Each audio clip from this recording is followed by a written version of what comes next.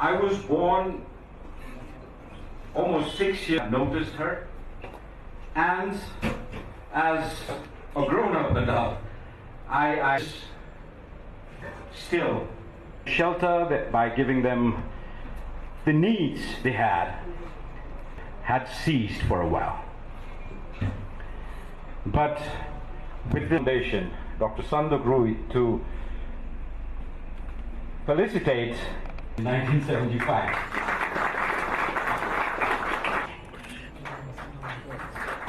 Sir.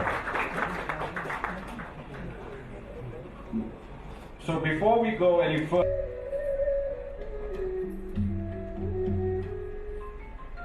story name Miss Garnovo. That story never was published. She never had to write.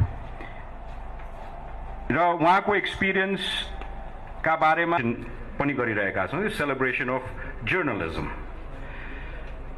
पुरस्कार चाहिँ अलिक खोजमूलक पत्रकारिताको लागि र पत्रकारिता गर्नेहरूको लागि दिने जुन रुचि राख्नुभयो र यो पुरस्कारको स्थापना गर्ने क्रमदेखि नै हाम्रो शरद अधिकारीजी जो अहिले त्यहाँ डाइरेक्टर पनि हुनुहुन्छ, उहाँको इनिसिएसन एकदमै महत्त्वपूर्ण रहेको थियो र उहाँको इनिसिएसनले पनि यो पत्रकारिता विभाग मार्फत जुन पत्रकारिता गरिरहने 1 वर्षभित्रमा पत्रकारिता जगतबाट आएका महत्त्वपूर्ण जुन खोजमूलक लेखहरू मध्ये एकजना पत्रकारलाई यो पुरस्कार दिने भनेर त्यतिखेर नै वास्तवमा यो स्टोरी नै मिस गर्नुभयो। That story never was published, she never had to right.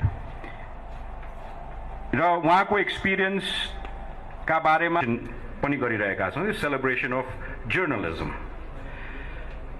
पुरस्कार चाहिँ अलिक खोजमूलक पत्रकारिताको लागि र पत्रकारिता गर्नेहरूको लागि दिने जुन रुचि राख्नुभयो र यो पुरस्कारको स्थापना गर्ने क्रमदेखि नै हाम्रो शरद अधिकारीजी जो अहिले त्यहाँ डाइरेक्टर पनि हुनुहुन्छ, उहाँको इनिसिएसन एकदमै महत्त्वपूर्ण रहेको थियो र उहाँको इनिसिएसनले पनि यो पत्रकारिता विभाग मार्फत जुन पत्रकारिता गरिरहने 1 वर्षभित्रमा पत्रकारिता जगतबाट आएका महत्त्वपूर्ण जुन खोजमूलक लेखहरू मध्ये एकजना पत्रकारलाई यो पुरस्कार दिने भनेर त्यतिखेर नै वास्तवमा यो घोषणा गरिएको थियो र यो पत्रकारिता पुरस्कार चाहिँ पिस फाउन्डेसन र जर्नलिजम डिपार्टमेन्ट बिचको एग्रिमेन्टको आधारमा $10,000 एउटा पुरस्कार नै र त्यसको ब्याजबाट आउने रकम मध्येबाट एकजना पत्रकारलाई अवार्ड गर्ने भन्ने खालको हाम्रो सहमतिको आधारमा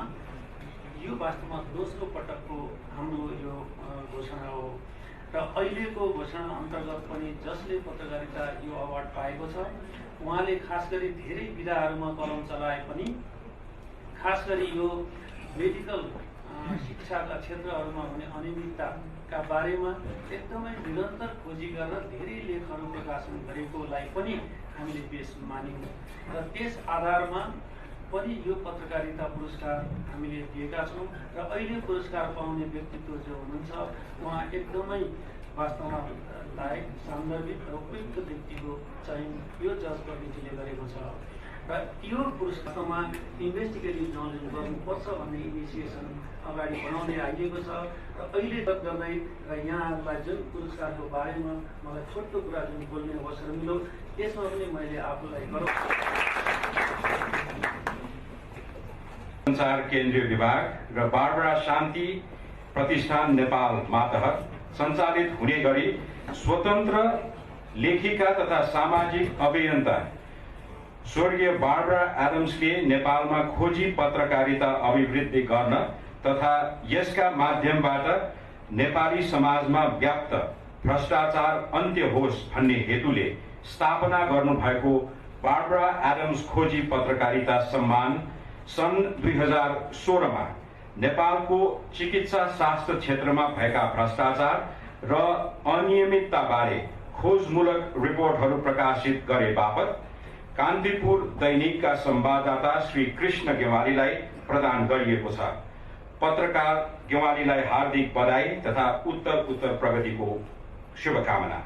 प्राध्यापक चिरञ्जीवी खनाल, प्रमुख पत्रकारिता तथा आम संचार केन्द्रीय विभाग, प्राध्यापक डाक्टर सन्दुक रोहित, अध्यक्ष बारबरा शान्ति प्रतिष्ठान नेपाल, प्राध्यापक डाक्टर सुरेश राज शर्मा, प्रमुख अतिथि।